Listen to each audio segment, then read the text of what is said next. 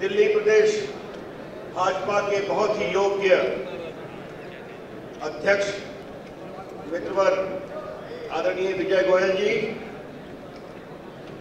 दिल्ली विधानसभा में प्रतिपक्ष के सम्मानीय नेता आदरणीय विजय मल्होत्रा जी, मंच पर उपस्थित दिल्ली प्रदेश भाजपा के सभी सम्मानीय पूर्व अध्यक्ष डॉक्टर हर्षवर्धन जी, मांगेराम गर्ग जी, विजेंद्र जी, दो राष्ट्रीय मंत्री माननीय त्रिपाठी अनिल जैन जी, श्रीमान फुल्का जी, श्रद्धामना जगदीश कौर जी, नौजवान साथियों, भाई और बहनों, मुझे समझ में नहीं आता मैं कहां से शुरू करूं और कैसे शुरू करूं।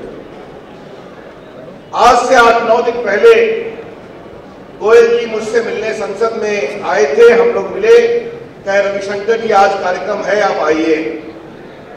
उस समय तक एक कहानी थी कि देश के कानून मंत्री ने भारत के प्रधानमंत्री को बचाने के लिए कोयला घोटाले में सीबीआई के एफिडेविट को सुधारने का काम किया है। बताया गया कि कानून मंत्री भी सीबीआई के एफिडेविट का ग्रामर सुधार रहे थे और कुछ नहीं कर रहे थे। सारी बातें सामने आई। आज जब मैं आपके सामने आया हूं तो एक नया घोटाला सामने आ गया। रेलवे मंत्री जी ने, उनके भगिने ने, उनके परिवार के लोगों ने रेल मंत्रालय के बड़े से बड़े पदों को बेचा है। अब मेरी चिंता दूसरी है, जब ये कार्यक्रम खत्म होगा तो क्या कोई नया घोटाला सामने आ जाएगा, उसके लिए कार्यकर्ताओं को फिर संघर्ष करना पड़ेगा, इसकी कोई गारंटी नहीं है। मुझसे लोग पूछते हैं, रवि जी आप ये घोटाला क्यों नहीं उठाते संसद में, संसद के बाहर? हमने कहा क्या करें, जब तक पुराने घोटाले को ऊपर तक पहुंचाते हैं तब तक नया घोटाला सामने आ जाता है। मित्रों, मैं रेलवे के घोटाले की बात अभी करूंगा, लेकिन उसके पहले मुझे एक बहुत पीड़ादायक बात कहनी। फुल्का जी यहां बैठे हुए मेरे बड़े अच्छे मित्र हैं और पूरी दिल्ली के सुप्रीम कोर्ट के, हाई कोर्ट के बहुत ही अच्छे वकील हैं, संघर्ष कर रहे सिखों को न्याय मिलना चाहिए। मेरे सामने मनमोहन सिंह जी राज्यसभा में आज से 4 साल पहले भावुक हो गए थे। मैं माफी मांगता हूं, न्याय दिया जाएगा। भारत के प्रधानमंत्री अगर संसद के अंदर आंखें भरकर कहें जो सिखों का नरसंहार हुआ उससे मैं दुखी हूं, तो हमें भी लगता है शांत कार्रवाई होगी। लेकिन आज सज्जन कुमार का विषय आता है तो किस तरह से पूरी दिल्ली की पुलिस, सीबीआई उनको बचाने में लगती है, ये शर्म की बात है। इस सरकार का इतिहास क्या है, इसका भूगोल क्या है, इसका वर्तमान क्या है? बेशर्मी से भ्रष्टाचार करो, जो भ्रष्ट है उनको बचाने की कोशिश करो, और जो दिल्ली में इतना बड़ा नरसंहार हुआ उसमें जब कांग्रेस के नेता है उनको भी बड़ी बेशर्मी से बचाने की कोशिश करो। भाइयों और बहनों, आज के दिन आपको यह संकल्प लेना है कि जब तक दिल्ली में 84 के दंगे और बाकी जगहों पर जो भी लोग, सिख हो या कोई भी हो, और उनके साथ बदसलूकी हुई है, उनको मारा गया है, तो उनके परिवार को न्याय दिलाया जाए, इसके लिए हम संघर्ष करते रहेंगे। यह आपको संघर्ष देना है।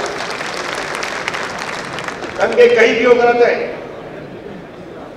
गुजरात में दंगे हुए, लोगों को सजा मिल रही है, लेकिन गुजरात और इतना विकास के आगे बढ़ चुका है, क्या हिंदू क्या मुसलमान, सबों के विकास की तरह आगे भाग रही है।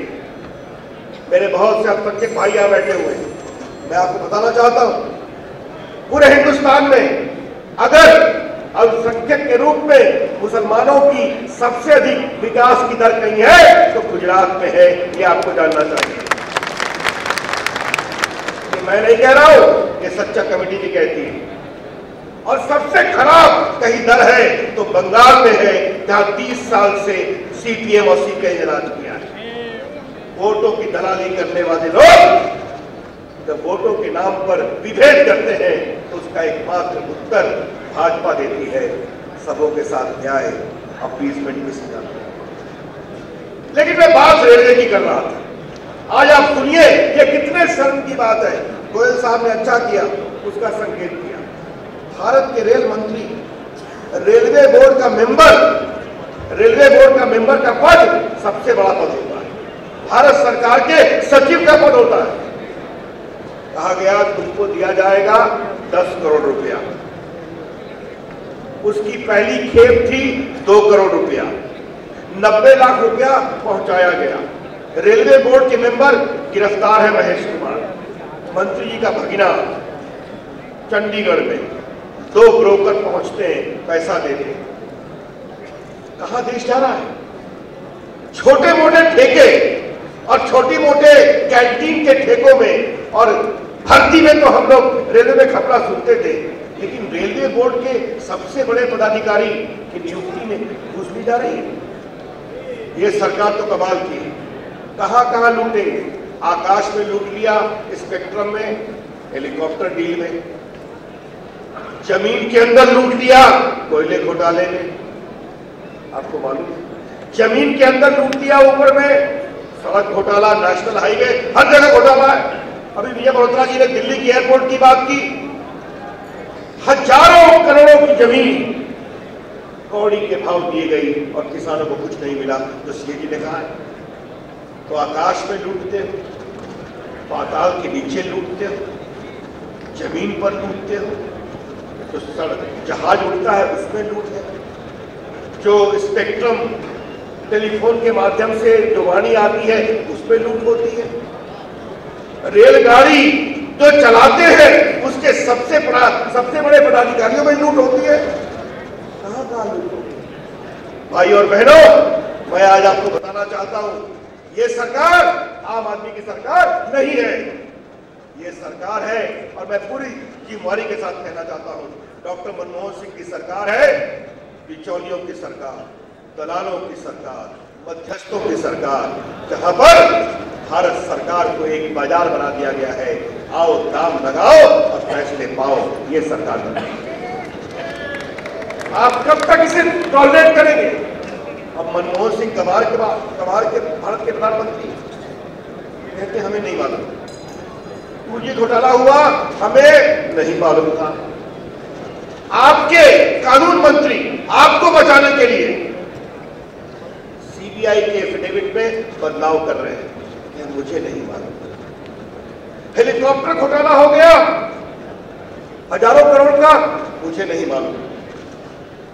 अब रेलवे मंत्री ने घूस लेते हुए इतनी बेशर्मी से उनका परिवार पकड़ा गया है, अब कह रहे ये भी मुझे नहीं मालूम। तो भारत के प्रधानमंत्री जी, आपको क्या मालूम? जनता परेशान रहे, जनता लुटती रहे, महंगाई बढ़ती रहे, भ्रष्टाचार बढ़ता रहे, कुशासन होता रहे, इनको चलना चाहिए। आज मैं कोयला घोटाले के बारे में आप लोग को एक बात और कहना चाहता हूं। 2G घोटाले में श्रीमान राजा की गलती थी,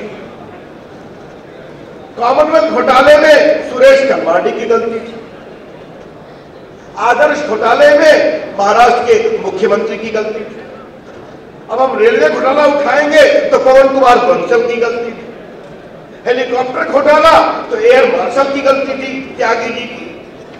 प्रधानमंत्री पल्ला झाड़ते रहते हैं, लेकिन कोयला घोटाला सीधे प्रधानमंत्री के अंदर तक पहुंचता है, क्योंकि 2006 से 2009 के बीच जब ये घोटाला हुआ था, उस समय डॉक्टर मनमोहन सिंह कोयला मंत्री थे 3 साल। इसको कभी नहीं भूलना चाहिए।